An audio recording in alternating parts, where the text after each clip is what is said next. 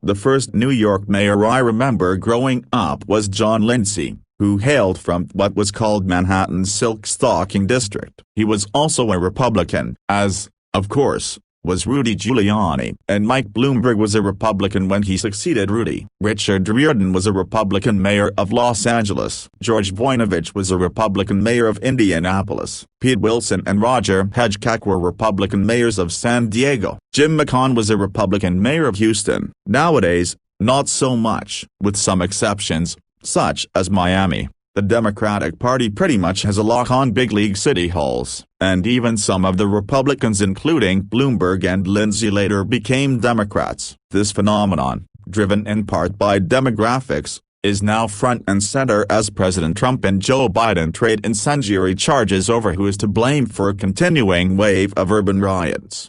Trump, who just visited Kenosha, routinely refers to Democrat-run cities, blames the scourge of violence on such Democratic mayors as Ted Wheeler in Minneapolis, Jenny Durkan in Seattle and Jacob Frey in Minneapolis. Biden, who goes to Kenosha today, avoids talking about these mayors while charging Trump with exploiting the violence for political gain. Cities bear the brunt of major American problems: poverty, substandard schools, gang warfare, drug dealing, crumbling infrastructure, segregation. Many people escape to the suburbs in recent decades, leaving behind urban cores that are poorer, blacker and, politically speaking, easier to ignore.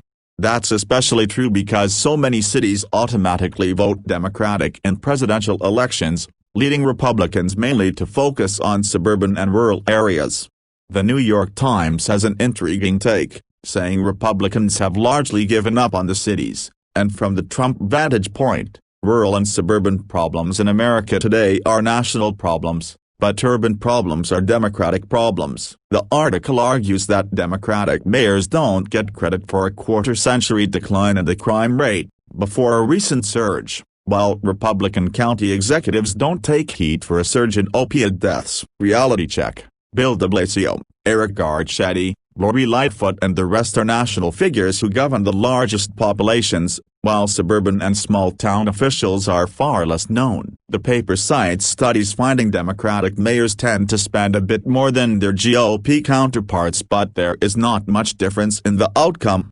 The Times has a valid point that those who run cities are often boxed in. Mayors are constrained in their ability to execute ideological agendas. Cities can't run deficits. States limit their authority to raise taxes and enact laws on many issues. And cities lack the power the federal government has to shape labor laws, or immigration policies that can affect their population growth. Finger-pointing between presidents and mayors is nothing new in American politics. After Katrina, liberals blamed George W. Bush for the catastrophe and conservatives heaped scorn on New Orleans' Democratic mayor and Louisiana's Democratic governor. And Trump last year called Baltimore a disgusting, rat and rodent-infested mess when he was feuding with a congressman from the city. The reality today is that mayors, whatever their limited powers, have primary responsibility for keeping their streets safe. If their police departments are overwhelmed, they can ask for the National Guard or other federal help, though that is increasingly intertwined with politics.